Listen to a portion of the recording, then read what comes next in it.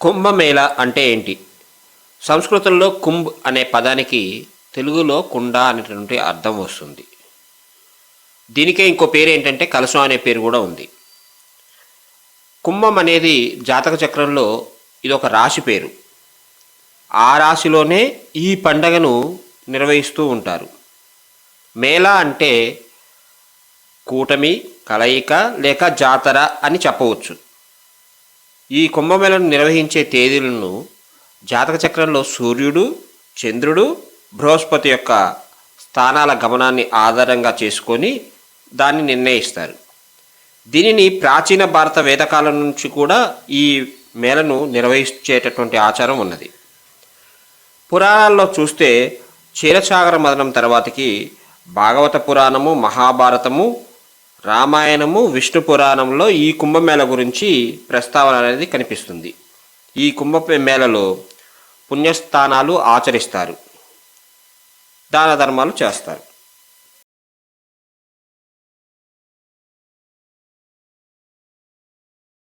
అసలు ఈ కుంభమేళ ఎలా ఆవిర్భవించింది అంటే హిందూ సాంప్రదాయంలో వేదకాలం నుంచే ఈ కుంభమేళను నిర్వహించినట్లుగా ఉన్నది. హిందూ పురాణ యొక్క కథలను గమనిస్తే క్షీరసాగర మథనం తర్వాతకి ఈ కుంభమేళ ప్రారంభమైంది. ఈ క్షీరసాగర మథనంలో అంటే క్షీరాన్ని మదించిన టైంలో అనేక రకమైనటువంటి వస్తువులు వచ్చాయి. అంటే దేవతలు మరియు రాక్షసులు ఇద్దరు కలిసి క్షీరసాగరాన్ని మదించారు. ఆ మదించినప్పుడు చివరిగా అందులో అమృత కలశం వచ్చింది, అమృతం యొక్క కుండ వచ్చింది. అది రాగానే దేవతలు రాక్షసుల మధ్య పెద్ద యుద్ధం జరిగింది. ఆ యుద్ధం 12 రాత్రులు 12 పగళ్ళ పాటు జరిగింది. అంటే అది మనుషులకైతే ఒక్కొక్క రోజు ఒక పగలు ఒక రాత్రి కలిపి 1 సంవత్సరం కిందకి లెక్కేసుకుంటే 12 సంవత్సరాల పాటు ఆ యుద్ధం జరిగినట్టుగా లెక్క.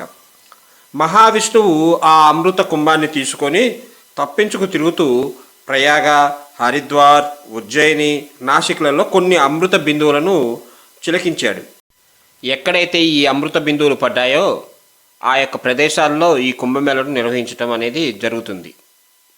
అక్కడ ఆ స్నానం చేయటం అనేది జరిగితే పుణ్యం కూడా వస్తుంది అనేటువంటిది మన హిందూ సాంప్రదాయం. సాధారణంగా ఈ కుంభమేళ ప్రతి 4 సంవత్సరాలకు సాధారణ కుంభమేళ జరుగుతుంది. అర్ధ కుంభమేళ అనేది అది ప్రతి 6 సంవత్సరాలకు ఒకసారి మాత్రమే జరుగుతుంది. అది హరిద్వార్ లేక ప్రయాగలో జరుగుతుంది. పూర్ణ కుంభమేళ అనేది ప్రతి 12 సంవత్సరాలకు ఒకసారి ప్రయాగ్ రాజ్, ఆదిలాబాదు, హరిద్వార్, ఉజ్జయిని, నాసిక్లలో జరుగుతుంది.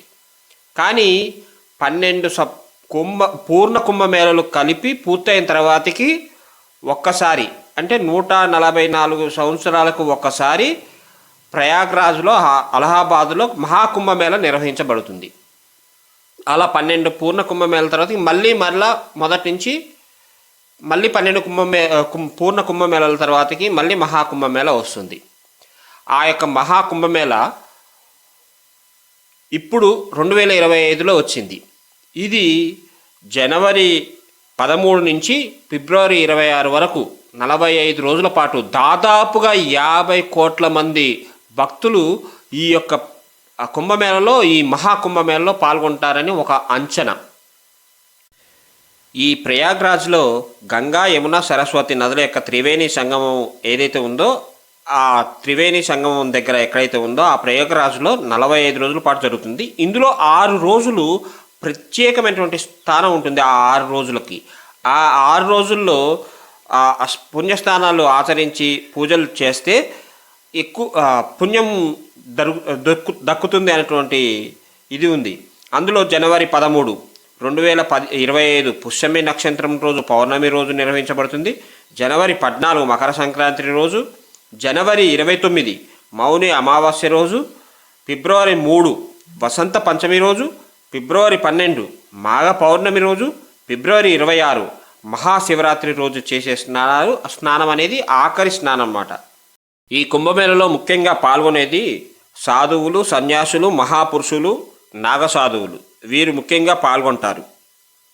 వీరిలో ముఖ్యంగా నాగసాధువులు ఒక్కరే దాదాపుగా 12 లక్షల మంది నాగసాధువులు ఈ యొక్క కుంభమేళలో పాల్గొంటారు. ఈ కుంభమేళను ఈ సాధు సన్యాసుల యొక్క పరంపర ద్వారా కొనసాగుతూ వస్తుంది. ఈ కుంభమేళను నిర్వహించేది కూడా వీరే. ఈ కుంభమేళలో పాల్గొన్నటువంటి ఈ సాధు సన్యాసులకు అఖాడాలు ఉన్నాయి. అవి మొత్తం 13 అఖాడాలు ఉన్నాయి. ఈ 13 అఖాడాల్లో ఉన్నటువంటి సాధు సన్యాసులందరూ కూడా వారికి ఎటువంటి సమాచారం కానీ అవి ఏమీ అందకుండానే డైరెక్ట్గా వాళ్ళు ఈ యొక్క కాలగమనాన్ని, అంటే ఈ సూర్యుడు, చంద్రుడు మరియు బృహస్పతి యొక్క స్థానాలని ఆధారంగా చేసుకొని వారంతట వారుగా డైరెక్ట్గా ఈ యొక్క ఉత్సవంలో ఆ టైంకి కుంభమేళ సమయానికి అందరూ కలిసి పాల్గొంటారు. ఈ 13 అఖాడాల్లో 7 శైవ, అంటే శివుని యొక్క దశనామి సేవా సన్యాసి సాంప్రదాయంలో 7 అఖాడాలు ఉన్నాయి. వైష్ణవ సాంప్రదాయ అఖాడాలలో 3 అఖాడాలు ఉన్నాయి. తర్వాతకి ఉదాసీన్ సాంప్రదాయ అఖాడాలు 3 ఉన్నాయి. మొత్తం కలిపి 13 అఖాడాలు. ఇందులో మహిళా అఖాడా కూడా ఉన్నది, అది కిన్నెర అఖాడాగా ఉన్నదనమాట. దీనిని జూన్ అఖాడాల్లో